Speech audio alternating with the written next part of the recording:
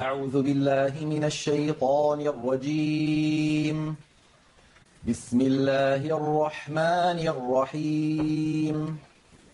لم يكن الذين كفروا من أهل الكتاب والمشركين منفكين حتى تأتيهم البينة. رسول من الله يتلو صحفا مطهرة فيها كتب قيمة وما تفرق الذين أوتوا الكتاب إلا من بعد ما جاءتهم البينة وما أمروا إلا ليعبدوا الله مخلصين له الدين حنفاء ويقيموا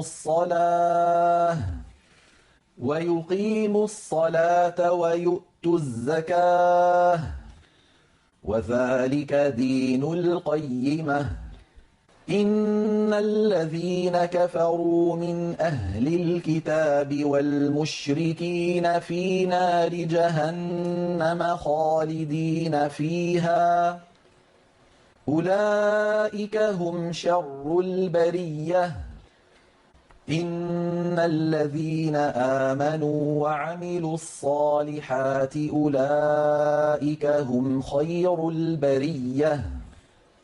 جزاؤهم عند ربهم جنات عدن تجري من تحتها الأنهار خالدين فيها أبدا رضي الله عنهم ورضوا عنه ذلك لمن خشي ربه.